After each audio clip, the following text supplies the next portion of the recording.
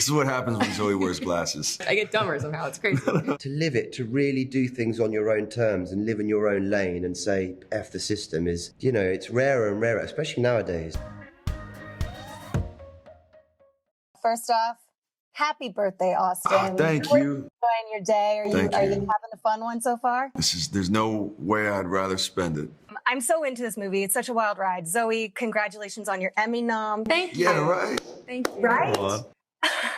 Now, when we first meet Yvonne, she has such a strong chemistry with Hank. We're really rooting for this couple. So had you met Austin before Caught Stealing, and what went into crafting your back and forth banter? We had met a few times. We really can't pin down like where we met. It's weird that we can't remember the first. Yeah, I know. But we had met, but we hadn't really spent real time together. And yeah, I feel like we spent a lot of time with Darren talking about the characters and where they are in their relationship. I think it's a really interesting place to meet them. I think it would have been so obvious and maybe easier to kind of say they're a couple, they've been together for a year, they're in love, but to be in this place where they're kind of been seeing each other, it's casual, but they can they've both caught feelings. Wow, clever. I have to go. This is what happens when Zoe wears glasses. I get dumber somehow. It's crazy. But yeah, this time where they're both kind of, feeling like they want to take things to the next step, and that getting interrupted. That's like such a vulnerable time in a relationship, and for that to get interrupted by the chaos of the film is heartbreaking in a way. Mm-hmm. Well, you did it beautifully. Thank you. And truly convincingly. Austin, you do so many of your own stunts. The Chinatown chase scene is absolutely epic.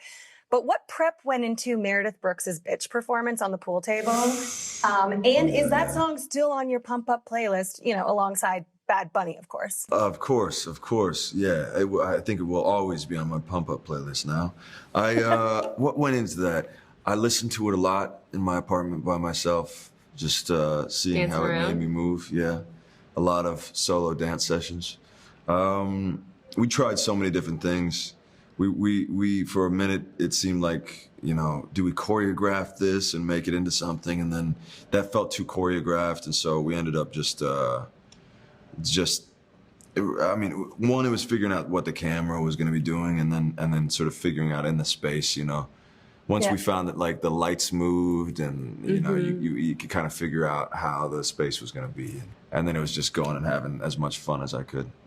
It's a believable moment. I mean, Thank you. At a bar, I feel like that would take place at a moment in time. Matt, Russ is giving SLC punk realness, but you said you loved this awesome chance to transform and rock a mohawk. So what was your favorite part of stretching your range, for fans who may know you or recognize you from Doctor Who, House of the Dragon, or The Crown? Yeah.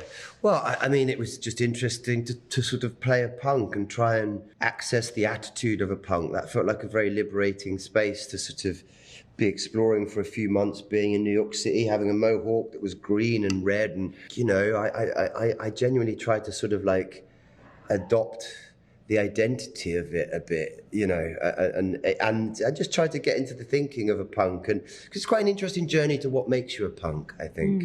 And then to actually live it, to really do things on your own terms and live in your own lane and say, F the system is, it's rarer and rarer, especially nowadays. There's a lot more conformity. So it was cool, man. It was fun. It was fun to watch you in that role. It was Thank you. unexpected, but so convincing. So great job. You said you wanted to make a really fun movie and that you met Austin Butler while he was promoting Elvis. You were promoting The Whale.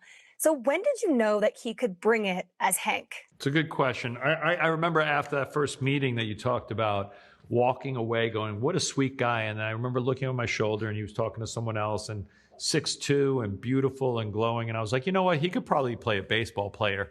And I think that was the first thought of connecting the man to the material. But, you never know when you're working with an actor until you really start rolling up your sleeves and getting into it. It was very clear, though, he was very, very qualified. What did you enjoy most about playing a wildly unpredictable badass who becomes stuck in a car with Bad Bunny and Austin Butler. I mean, and two Russian hilarious infectious personality type men.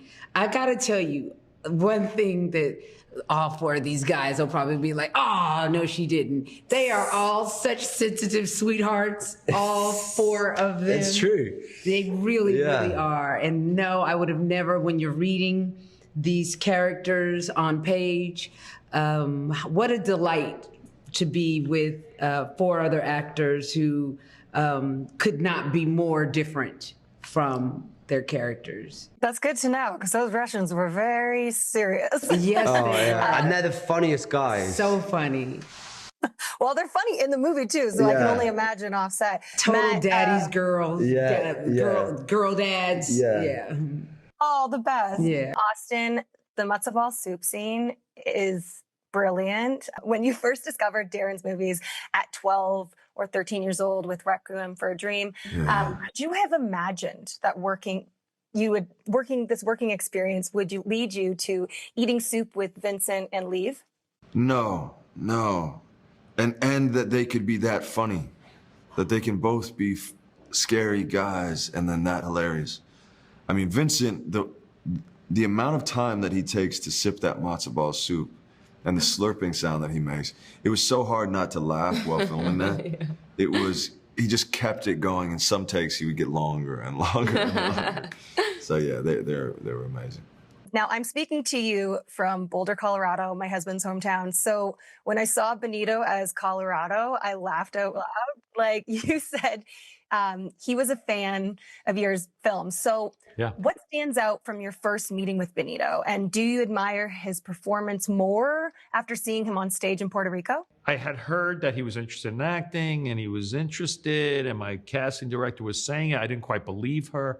So I was like, all right, let me do a Zoom with the guy. And he's very serious, very respectful. And that was interesting and intriguing.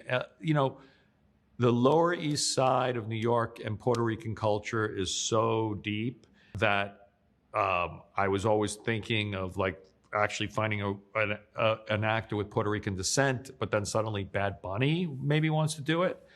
And he was great. We brought him in. He dug deep into Nuyorican history, and we talked a lot about it. He even named the character, because it turns out that the kind of redhead, that's the way they call redheads in Puerto Rico. And so he brought a lot to it, introduced me to a lot of period music from the time, and was just a great collaborator. For me, the best compliment I got from him, he loved the movie, but he kind of felt it was the first time it wasn't Bad Bunny on the screen and he got to play a character, and that was great. I completely agree. I forgot for a moment, you know? Yeah, absolutely. Those first scenes, I was like, oh, right, that's Bad Bunny. It's so good. I love him in this. You put Hank in his place and say sports talk, especially Giants talk, is just not sexy. So true or false, is sports talk sexy? Mm-hmm. It depends on who you're talking to. I'm sure for some people that's like I'm sure it's a major turn on.